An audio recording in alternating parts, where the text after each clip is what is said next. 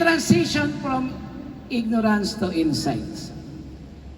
Bawat sitwasyon mo, may nakikita kang aral. Amen? Ulitin ko, bawat sitwasyon ng buhay mo, laging may aral.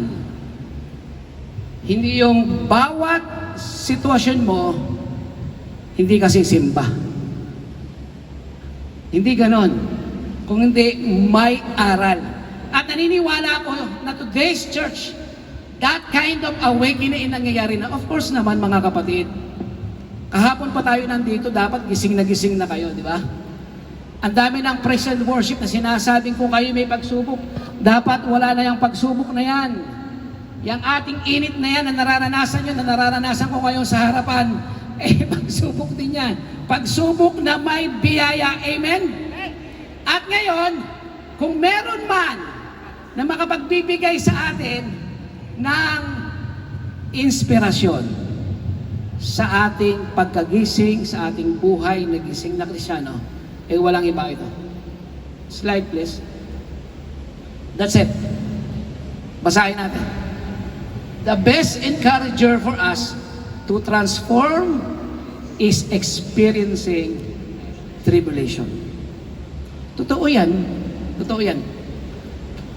Well, actually, last time sa aming Bible study sa Pampanga, sinabi ko sa kanila na yung kaaway mo, listen to this, yung kaaway mo ay pagpapala sa iyo. No wonder na sinabi na mahalin mo ang iyong kaaway. And that moment, sabi ko, ka ng rason para magtanim ng galit sa kaaway mo. Dahil yung kaaway mo is biyaya mo. Biyaya sa iyo. Nung nakita, nung 10 o 12 espiya, yung malalaking kalaban ng Israel, ano sabi ng 2 espiya? Huwag kayong matakot dahil sila'y tinapay sa atin. Sa Hebrew, sabi niya, huwag kayong matakot because those giants ay ating blessing. Amen? Kaya kapag nakita mo yung iyong kagalit mamaya, hopefully wala, kamayan mo, sabihin mo sa kanya, blessing ka kapatid. Blessing ka. Biyaya yun. Kaya kapag ganun ang tingin natin, ang sarap sundin yung sinasabi nating mahalin mo ang iyong kaaway. 1 Peter chapter 1, verse 6 and 7. Sige po, babasahin sa atin ng ating isang pastor. Makikibasa po. So be truly glad. There is wonderful joy ahead. Even though you must endure many trials for a little while, these trials will show that your faith is genuine. It is being tested as fire tests and purifies gold, though your faith is more precious than mere gold. So when your faith remains strong through many trials, it will bring you much praise and glory and honor on the day when Jesus Christ is revealed to the whole world. Okay, isa pang verse. James chapter 1, verse 2 to 5. Makikibasa natin. Dear brothers and sisters, when troubles of any kind come your way, consider it an opportunity for great joy. For you know that when your faith is tested, your endurance has a chance to grow. So let it grow. For when your endurance is fully developed, you will be perfect and complete, needing nothing. Amen. Naniniwala po ako, church, na ang ating pananampalataya ay sinusubok. Amen po ba doon? Sinusubok yung ating pananampalataya at habang sinusubok, ang truth that there is God. Kapag naroon ang Diyos sa pagsubok natin, naroon din ang pangako ng Diyos. Yun yung topic natin. Awakening in God's promise amidst tribulation. That promise is si Jesus Christ. Doon sa Psalms 23, di ba? Alam natin yon, the Lord is my shepherd in everything. Yung first 3 verses, ang dating nung pagkakasulat ni King David ay, he described God. He restored my soul. Sabi niya ganon. Ano pa sabi doon? Lahat, sinamahan niya ako, binigyan niya ako ng magandang pastulan. He described God. Yung verse 1 hanggang verse 3. But pagkarating ng verse 4, iba na. Ang pagkakasulat parang mali na. Parang wala na ng description. Para bagang sabi niya sa verse 1 and 2, the Lord is my shepherd, He makes me lie down in green pasture. Parang ang Diyos parang nasa malayo. Sabi niya, He is my shepherd. Pero yung verse 4, ang sinabi niya, bagamat ako'y lumalakad sa libis ng lilim ng kamatayan, wala akong katatakon because you are with me. Hindi niya sinabing siya ay nasa akin. Hindi. It gets personal. Nakuha natin? It gets personal. Verse 1 and 3, He described God. And verse 4, He talked to God. Though I walk in the valley of the shadow of death, I will fear no evil, for you are with me. Parang ito nangyayari ha. Tingnan nyo yung aking action. Though I walk, ito yung pagsubok, circumstances, situation, tribulations. Though I walk in the shadow, you are with me. Nakita natin? He turns around at naandito ang Diyos. Yung verse 1 hanggang 3, He, malayo. Number 4, He turns to God. Saan siya nakatingin ngayon? Sagot kayo. Saan siya nakatingin ngayon? Sa Lord, di ba? Sa Lord na siya nakatingin. Ito yung valley of the shadow of death, for you are with me. Kaya ngayon, andun siya na nakatingin siya sa Diyos, ang nakatingin sa pagsubok mo ay walang iba kundi si Jesus. Kaya balik na naman tayo sa verse 1, the Lord is my shepherd. Nung humarap ka na, sabi ng Lord, tabi ka dyan at haharapin ko ang iyong gera sa buhay. Amen po ba doon? Wala bang kamay sa Lord? Kaya huwag kang manghihina. Gising ka dapat. Kaya kapag may pagsubok, eto na, kailangan ko na ang Lord dito. Lord, kalabanin mo na, tatago na ako sa'yo. Yun ang focus ni King David. Kaya pag may mga pagsubok tayo, alam natin na ang Diyos ay laging naroon. Well, nung in-invite po nila ako para mag-speaker, sabi ko, Pastor, ano po ba yung tribulation? Sabi ko, ito po ba yung nangyayari ngayon? O nangyayari sa pamilya? O sa church? O sa politics? Kasi parang nakakatakot yung tribulation eh. Ngayon, ang sabi sa akin ni Pastor Ruben, Pastor, lahatin mo na. Ayun ang sabi. Lahatin mo na. Binibigyan ako ng 35 minutes na mag-preach. So 35 minutes sa politika, 35 minutes sa pagsubok sa church, 35 minutes, ganun po ba? Lahatin ko na raw. So gusto kong baguhin natin, no? I'm requesting sa buong 4,500 na mga delegates, kasama yung mga nagpapalamig sa kabilang room, na mga senior citizen. Ibahin natin yung word, gawin natin circumstances. Kasi masyadong nakakatakot eh. Everything in our needs, every level of our challenge, God is there. Amen po ba doon? Laging naroon ang Diyos. Kasi pangako niya yon. At kapag nagbigay ang pangako ng Diyos, sureness, may babalik sa iyo yan. Your character, your resilience, your patience, bumabalik yan. Kaya nga ang sabi ko doon sa isang quotation, slide please. Ang sabi ka nito, isa pa.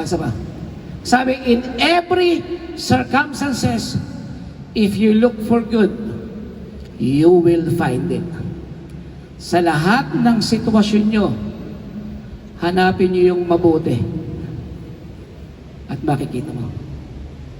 Halimbawa, basang-basa na kayo ng pawis, kagaya ko, basang-basa na. Actually, meron po akong kurbata, kaya meron akong Amerikana. Hindi ko na sinuot kasi baka 2 minuto na lang mangisay na ako. Tama, in every circumstances, if you look for good, you will find it. Kagaya ngayong umaga to, pawis na pawis kayo. Baka may magandang dulot sa iyo yan. Baka hindi ka pinagpapawisan sa bahay nyo. Eto, pinagpapawisan ka na. Maganda na yung ikaw ay pinagpapawisan para sa... Amen po ba doon? Amen. Wala bang kamay? Sa lahat ng sitwasyon, if you look for good, you will find it. Tingnan natin to. Basahin natin itong verse na to. Pastor, makikibasa po. Basahin natin to. Sige po. When you go through deep waters, I will be with you. When you go through rivers of difficulty, you will not drown. When you walk through the fire of oppression, you will not be burned up. The flames will not consume you. Ang ganda ng verse, di ba? Na lahat ng mga pagsubok sa buhay, well, inaasahan natin yan. Hindi pwedeng wala. Kailangan yan. Apo, at minsan talagang overwhelming yung mga pagsubok, di ba? Lalo ngayong sa panahon natin, di ba? Mataas ang gas. Baka siguro maraming hindi naka-attend dahil mataas ang gasolina. O yung iba naman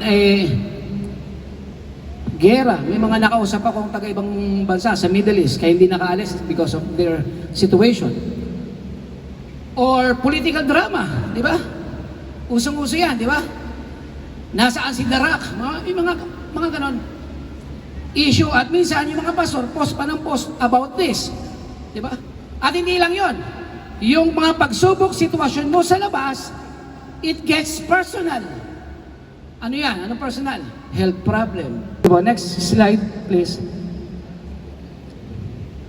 Ang sabi sa Malakias chapter 3, verse 13, He will sit as a refiner and purify of silver. Well, hindi ko na kailangan ipaliwanag na mahaba. Alam natin yan. Na tayong mga anak ng Diyos, para tayong ginto, pwede tayong maging silver, raw, no, maraming impurities, at kailangang idaan sa apoy para maglabasan lahat yung mga impurities at aalsin niya ng Lord. Aalsin niya para ano ba sa isang perfect. Alam natin yan. Pero meron akong gustong pansinin dito para sa aking ending na message, and before si Pastor Gilbert ay magkaroon ng invitation ngayong umagang ito. Pero meron ba kayo napapansin? He will sit. Hindi ba kayo nagtatanong? Bakit? Bakit kailangan na yung refiner ay umupo? Kasi ang paliwanag lang natin, refiner and purifier of silver. Tayo ay niluluto, niluluto ng Diyos sa apoy. No, maglalabasan lahat yung mga madudumi sa atin, aalsin ng Lord yan, and we will be perfect, magiging malinis tayo, no, walang impurities, we are blessed, and we are all, yeah. Alam natin lahat yon. Marami ng pastor ang nakapag-preach about on, but why is it? Why is it? Hindi ba kayo nag-iisip? Bakit umupo? Meron ko nabasang isang article, merong isang group of women na nagkaroon sila ng devotion, and ang kanilang topic is all about this verse. Kaya lang, napansin nila, sabi niya, bakit? Bakit? Bakit kailangan? Ngayon, ang sabi ng babae, sige, ganito na lang ang aking gagawin. Lalabas ako, magiging assignment ko ito, pupunta ako sa isang silversmith, and I will ask kung paano ginagawa at itatanong ko ang mga bagay na ito. And then, babalik ako sa ating cell group at sasabihin ko kung bakit ganun ang pagkakasabi sa Malakias 3. At umalis yung babae. And to cut the story short, na-meet niya yung silversmith. So, binigyan niya yung silver, hawak nung silversmith yung kung ano man yung pakal o something na hawak at nasa apoy. And then umupo yung silversmith. Habang niluluto, ipinaliliwanag niya, itong nangyayari. Ngayon nagtanong siya. Sabi niya, bakit po kailangan umupo? Bakit kailangan po umupo? The Hebrew word, next slide please. The Hebrew word for upo is yashab. Kayo nga po. Yashab, isa pa, yashab. Yan ang ginamit sa Hebrew. Bakit kailangan mag-yashab? Ang ibig sabihin ng yashab is manirahan, tumahan sa isang lugar, sa isang specific location, tumigil, mag-resign. Siguro nakukuha nyo ng ibig ko sabihin. During your process, kailangan umupo ang Lord at tingnan. Kasi yung pag-upo is a process. Ngayon, tinanong niya, sabi niya, Sir, bakit kailangan pa talagang upo? Sabi niya, kasi hindi pwedeng iwanan kahit ilang minuto ang pagluluto ng silver. Kailangan tutok ako, hawak ko yung handle ng lutuan ng silver. Kung ano yung init na nararanasan ng silver, yun din ang nararanasan ng silversmith na init. At hindi pwedeng lumingon akong ganun kahit saan, dahil kapag na-overcook, masisira ang pagiging pure ng silver.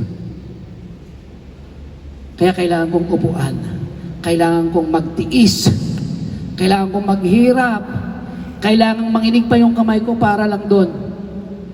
And the last question na sinabi ng babae, paano po? Paano masabi na luto na, pure na yung silver? Next slide please. Sabi niya, simple lang. Simple lang. Kapag nakita ko na ang aking sarili. Next slide please. Sabi niya, napakasimple lang ng isagot. When I see my image reflected in Him. Amen, madalo. Wala bang kami sa Lord? Magiging maayos na yung silver kapag yung image ng Diyos nakita na niya dun sa silver. His character becomes your character. His love becomes your love. His kindness becomes your kindness. Anong gagawin mo kapag mayroon ka mga pagsubok? Kasama ko ang Diyos. Gising na ako. Amen po ba doon? Gising na ako. Kailangan na to. That is Yashab. That is Yashab. He watches us closely and always in control. And when He look upon our lives and sees His reflection, His character, His love, His righteousness, alam niya na yung process ay gumagawa. Next slide please. So let us not despise our trials. Wag na. No, alam natin yan na knowing God uses them to prepare us for greater things. Shall we all stand? Church, shall we all stand? Sabihin mo sa Lord, Lord, hindi, huwag mo sasabihin na, Lord, ano ba nangyari sa buhay ko? Hindi.